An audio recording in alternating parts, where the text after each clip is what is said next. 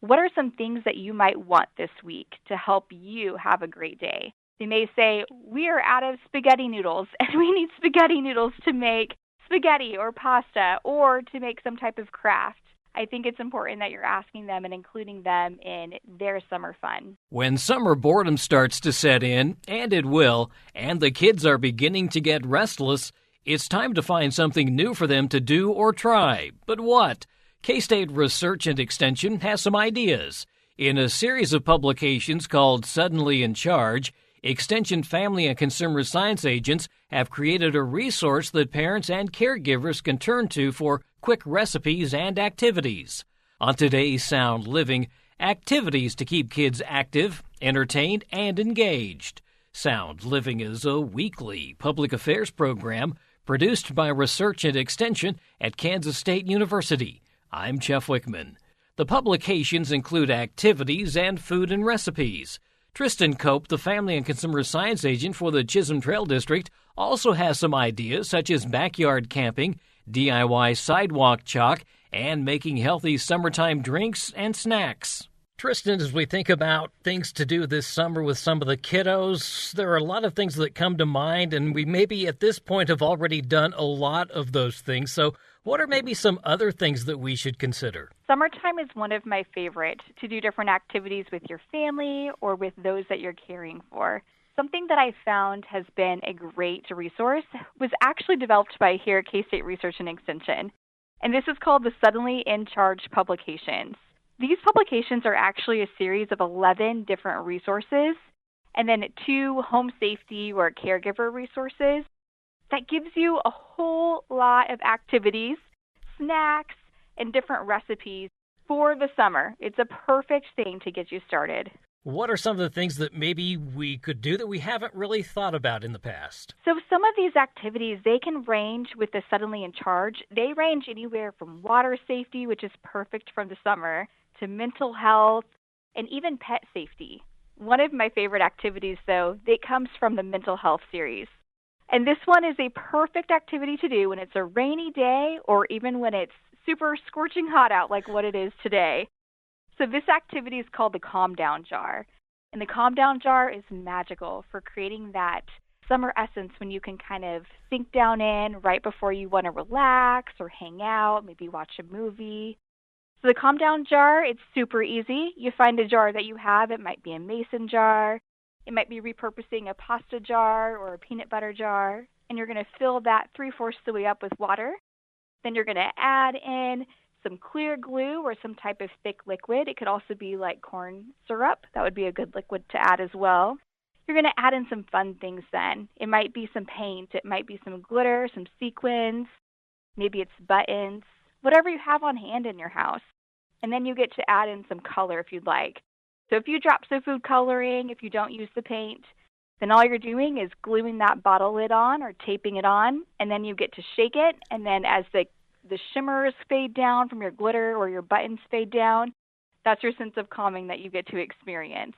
When all of those sink to the bottom is when you get to do your next activity maybe, or maybe it's a time that you can get up and go play. But it's a great activity for young children to do during the summertime. Well, yeah, and then they have something that they can just look at all the time. You've got all the glitter. It's really kind of made its own little arts and crafts project. Absolutely. And you can use it for so many different things, too. Maybe it's your own timer for waiting for the food to cook or waiting to go out to the pool that day. So many uses for it. Yeah, and really with just like you say, things you have around the house, so not a lot of expense associated with this either. Absolutely. I am all about ways that you can use things that you have on hand, especially during the summertime when you're running from one activity to the next. Another really easy activity that you can do with young children or have it prep for them with things that you have on hand is actually making some DIY side chalk paint. And all this requires is some cornstarch, some water, and some liquid food coloring. And you're just going to mix equal parts of your cornstarch and water and whisk that together and then divide them into like a muffin tin or any type of little cups that you can put out there and then put some of your liquid food coloring in and you're ready to go. It's a great time for you to go outside and play and explore, or you could even do it on your driveway as well. Because you can wash it off. Is that the idea? Yes, absolutely, because you can wash it off that way. Okay. One of the other ones I saw was backyard camping. What all is involved with that? So a really fun activity that I grew up doing that's super affordable for families. It's also something that can create that lasting experience. Sometimes those are called your core memories when you're creating an experience that you remember for a lifetime. And that would be backyard camping. And one of my favorite ways to backyard camp is simply go and you take a tent and you set it up in your backyard. And then you get to create that camping experience in the evenings. It doesn't mean that you have to spend all night outside in the tent unless you're willing to do that, or you have some kiddos who feel they're really excited to stay outside by themselves. But you can also just have an evening in the tent. You can eat some supper out there together. You can read under the stars, read with a flashlight, and just kind of create that bonding experience together. It's nice because, as you say, it is just in the backyard, so there's the safety if you've got young kiddos who can go in and get in their own bed if they want later on, but it is a nice way to bond and kind of experience what it's like to really be on a camping trip. Exactly. It is such a fun experience for them to do that. Something fun, too, would be if you did some type of special meal. Maybe you have the opportunity to have a fire in your backyard, a little backyard fire, and you can grill something, some hamburgers or hot dogs. But maybe you just have a special meal paired with it as well. I'm thinking s'mores. You've got to have s'mores, right? S'mores you have to have, absolutely. A couple of other fun activities might be using some masking tape and just kind of making your own roadway. Yes, absolutely. The masking tape freeways is one of my favorite activities to do with young children. This is quite simply letting them play and explore and build together. What you simply do is find some masking tape and then start creating lines all around your house.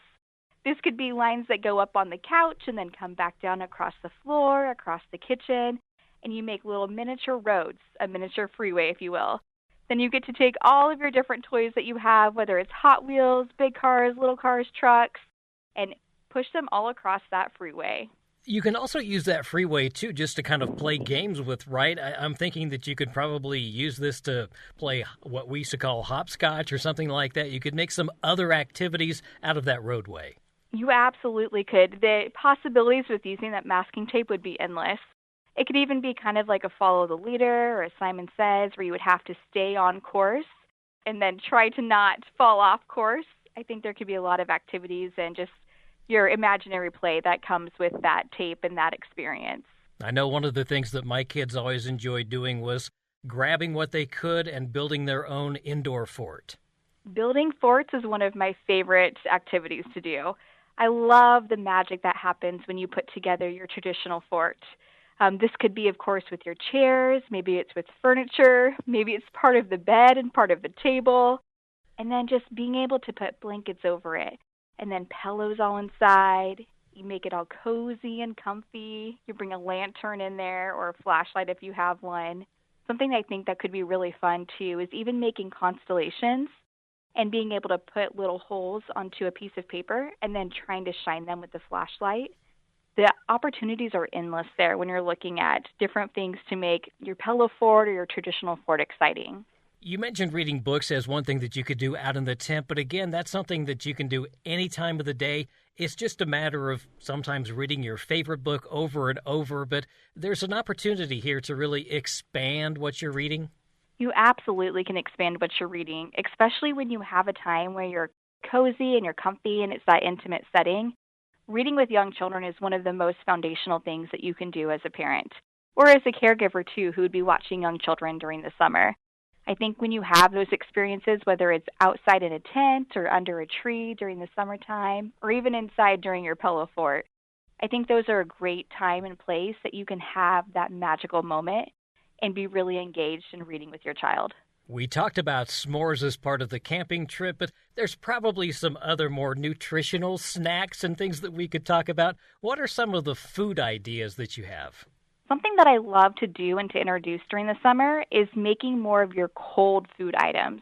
Because young children are going to be craving something cold. They go to the sweets is what they gravitate towards, or your popsicles. But you can also make that cold or that exciting thing by making a smoothie. Or maybe you're doing frozen pieces of fruit that you're able to then mix together and eat. On one of the Suddenly in Charge pages, we actually have a fruit cooler, and it's exactly what it sounds like. It's fruit that's blended together, and it kind of makes a little bit of a smoothie for them. And that's one way that they can get in different nutrients, especially in the summer, having those vitamins and those fruits coming in will be really helpful for them. I'm also thinking that this is an opportunity to maybe, if they're a little bit older, start talking about teaspoons and tablespoons and 4 ounces and 8 ounces and things like that. Some measurings, a little bit of math gets involved with this. Following a recipe is all part of this. When you're in the kitchen during the summer, you can make all kinds of amazing things and also be working on a little bit of your school prep. So you're able to engage in that math and that understanding. You're looking at fractions. You're looking at what happens and what is the chemical process here that's happening between these two ingredients that we're mixing together. I think if you have the opportunity to be in the kitchen with a young child or have a caregiver in the kitchen with them, this is a time where they're home, they're in a space that's comfortable to them, and they're able to learn those different kitchen skills, like your knife cutting basics. And maybe it is learning about the fourth a cup versus a half a cup and how that would make a drastic difference in the taste of an ingredient. When you get to engage in cooking with young children, you get to kind of create their own magic. They get to choose the different items that's going into the recipe if there's an option for that. And then they get to taste their finished product. And you don't always get to have this time to do this during the school year. So the summer is a perfect time to be able to explore cooking. In addition to doing activities, there's probably also a need to just have some downtime. Do we need to kind of plan out the day? I know that a lot of kids like a routine is what they have at school. They do certain things at certain times of the day. Do we try and follow that, or are we maybe a little bit more relaxed in the summertime? I believe it's still important that we have routines during the summertime. Children, they thrive when they have a routine that is set. Now, it does not need to be as structured as what you would have during the school year. During the summer, there is time for you to have a little bit more downtime or flexibility within that schedule or within that routine, but still having your time where you're going to be waking up in the morning and then you're brushing teeth, and then these are the order of events that are happening within your day. That will be very helpful to keeping a child who's on track so they know what to expect on each day. I would even suggest having a calendar, especially for children who are older, so they know when their games would be or when their activities are happening.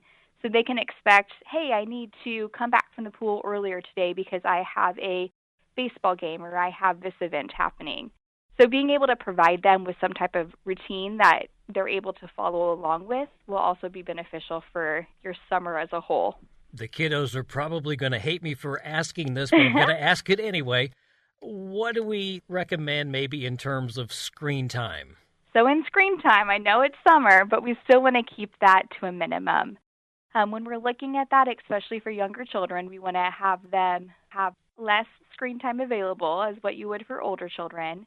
But there's a lot of different things that we're still able to do and enjoy during the summertime that would not be having screens.